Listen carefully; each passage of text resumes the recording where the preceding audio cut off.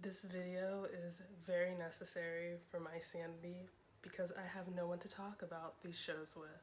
So this is a rambly video about all the K-dramas that I've watched in the past 9 months.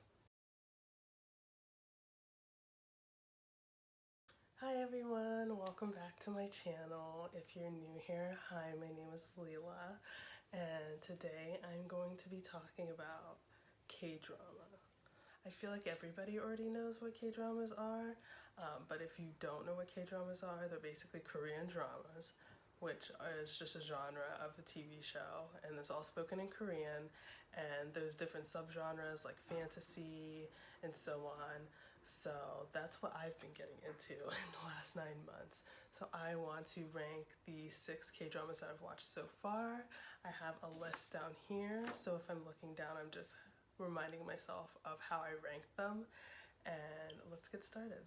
Okay, also a big disclaimer, I'm probably gonna butcher many names, if not all the names, of the actors, actresses, and characters that I'm going to be mentioning in the video, so please go easy on me, and I deeply apologize for that. Also, reminder, these are all my opinions, and I would love to hear your opinions if you've watched any of these K-dramas, so please leave a comment, let me know what you've watched and which ones you liked. Also, recommend me some new ones. Okay, so coming in at the bottom, number 6 is Something in the Rain. Now, this wasn't a bad show, this is a pretty good show, and it does have like my favorite actress in it, who is Son Ye-jin. But I feel like this drama is kind of a slower one. It's pretty normal, there's nothing crazy going on, but the premise of the show is that the main character, which her name is Jinya, she is just living a normal life. She's living with her family and her brother, and she has a best friend. Her best friend has a little brother, and that little brother's been away in the United States for a while working, and he comes back and they reconnect and they start to realize they have romantic feelings for each other. Now, I'm sure that's really weird anyways because it's your best friend's brother, but it's the younger brother, which makes it even more, I guess, forbidden. And you soon learn that her parents are very against this. Her parents are really into her, at least her mother is, very into her marrying up, and she makes that very clear throughout the show. So there's just a lot of conflict going on there. But I will say that the ending of the show, I think, was very satisfying in my opinion. I did have a lot of ups and downs with the show. There were times where I was like, okay, like I'm getting annoyed, like come on, let's move it forward. But all in all, great show, and I would recommend this if you are kind of into forbidden love. Okay, coming in at number 5 is Record of Youth. And Record of Youth, I'd say, is about a young woman who is working at a company as a makeup artist, and she has a bit of conflicts with her superiors, so it's kind of like a lot of tension, but she seems to be a very positive woman. And she happens to end up getting a gig where she works on her favorite models, her favorite model, and for a fashion show. And he and his friend befriend her basically at the end of this fashion show. And we basically see the relationship between the makeup artist and both of these boys, where both of the boys have crushes on her, but she does end up pursuing the one she does like a lot. And it goes through the relationship, and by the end, personally for me, there is an unsatisfying ending. I do rank this above Something in the Rain only because I think I didn't have as many ups and downs. I feel like I really enjoyed the storyline, even though the ending, in my opinion, was just not satisfying at all. I was kind of annoyed, to be honest. At the end of watching it, I was like, oh, okay, like, that's sad, but anyways, it's real life. I guess it's a very realistic show. So I really enjoyed that, and that's why Record of Youth comes at number 5. Okay, so coming in at number 4 is Hi Bye Mama. And this heart-wrenching show is about a woman who unfortunately passes away. And she is currently living her life as a ghost. And she's basically watching her husband and daughter move on from her. And it's set 5 years after she passes away. And she luckily gets the chance to become alive again for a short time and somewhat live a life where if she had been alive, this is what it could have been like. This show is completely tragic. I cried every single episode. I don't think there's one episode that I didn't cry. And there are also backstories of other ghosts, other people who had passed away. And their stories are just as sad and tragic, and it is just so good. And the performances from actress Kim Tae-hee and Lee Koo-young are outstanding. I think they might have the best performances out of everyone in my ranking. Like, they were amazing. I just couldn't believe the emotions. Like, I cried the entire time because they were crying the entire time, but it was just so good. And I feel like if I hadn't have watched such amazing shows, they would have ranked much higher on the list, but because I've watched a good amount of amazing Korean dramas this year, they are at number 4. So yeah. Okay, so now we're going to the top 3, and at number 3 it's Okay to Not Be Okay. So this show took me quite a long time to finish. I don't know why, maybe it's because the episodes are so long, but I feel like all of Korean drama episodes are really long.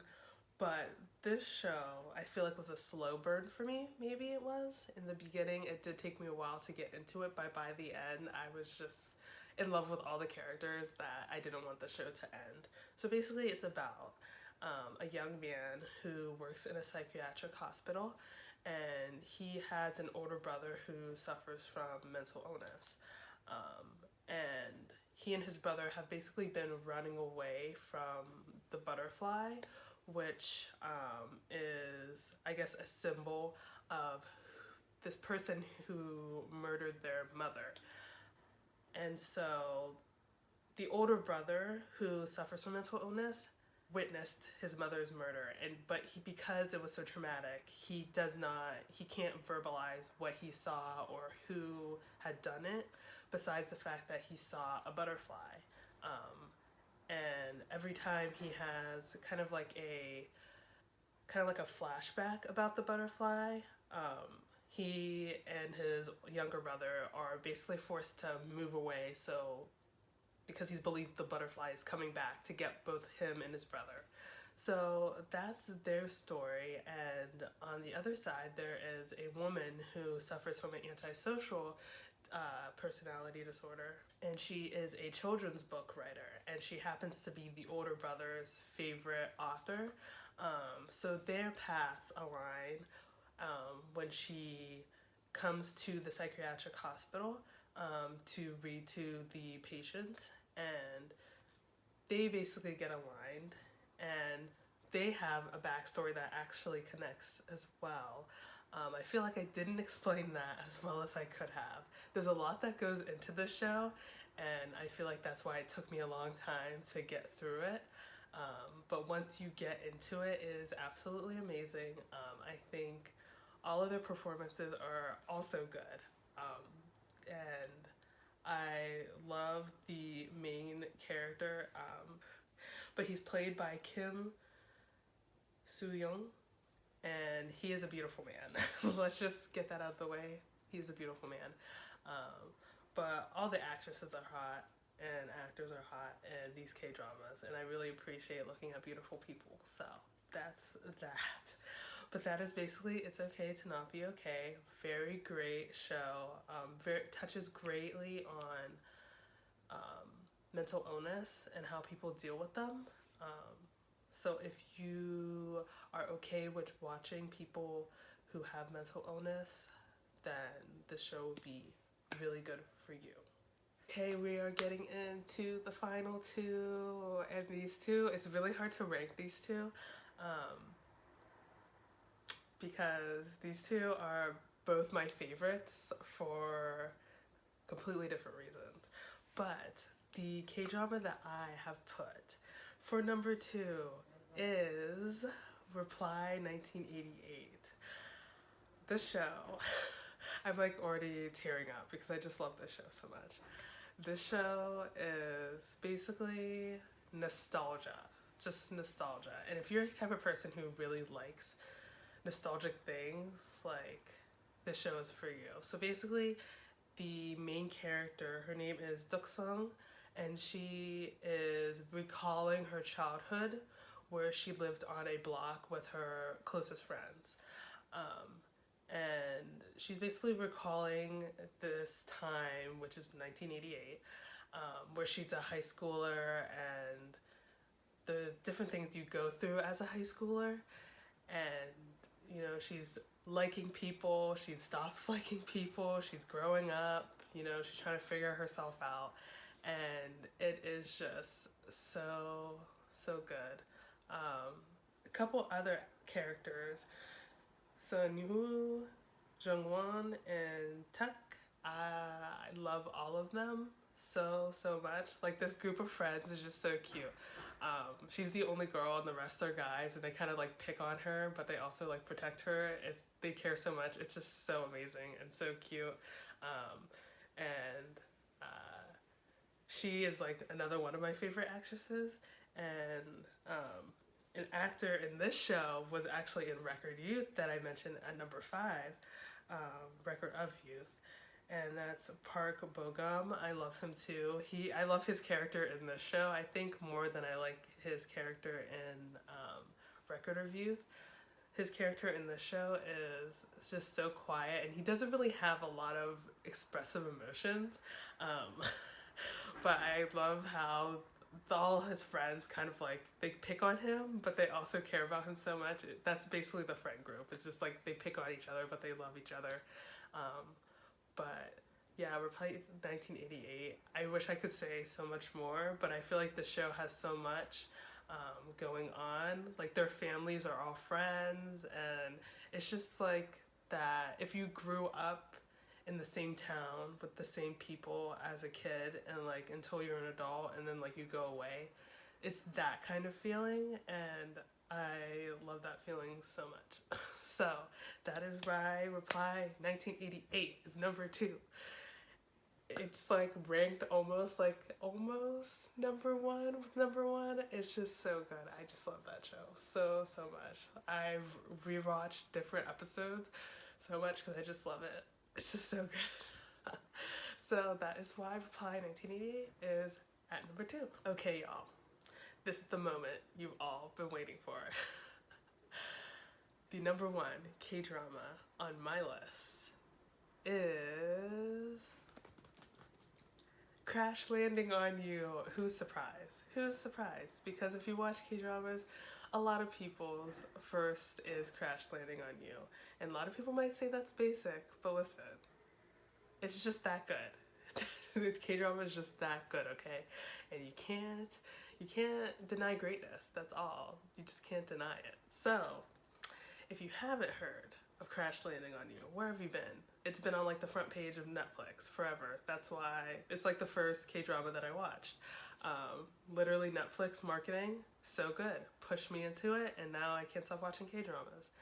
But anyways, Crash Landing on You is basically about this woman who is very rich, owns her own company, comes from a very affluent family, who they all have a lot of issues with each other, a lot of problems, and she miraculously is I think, what do they call it? It's like they're not skydivers.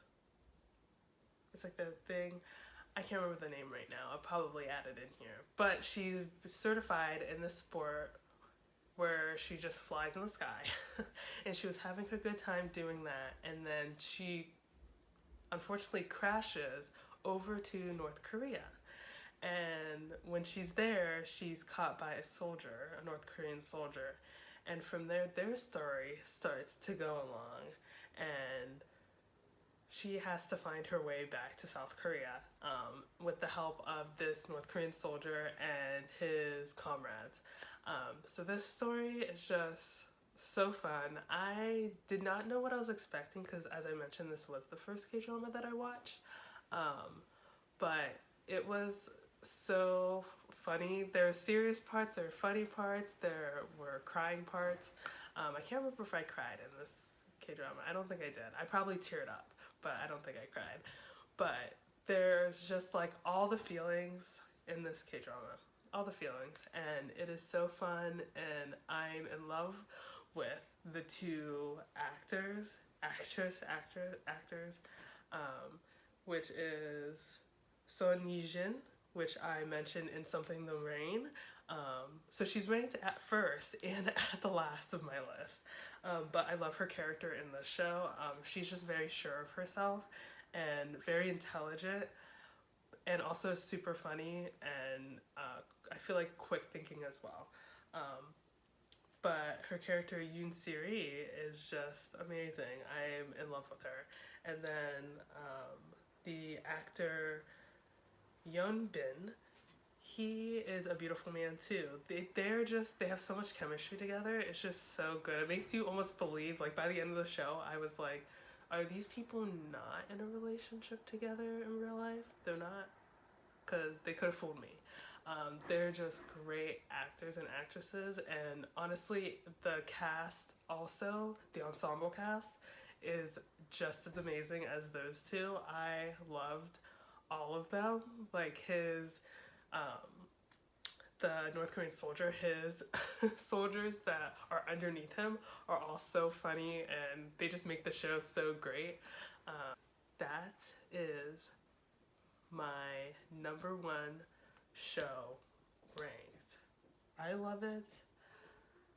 I know everyone else in the world that's watched K-dramas love it. It is great. I highly recommend watching Crash Landing on You. If you could watch any shows in this list, I would say like the top 4. Not that Something in the Rain and Record of Youth aren't worth your time, but watch the first 4. So good. So good. So, recap. Number 6, Something in the Rain. Number 5, Record of Youth. Number 4, Hi Bye Mama. Number 3, It's Okay to Not Be Okay.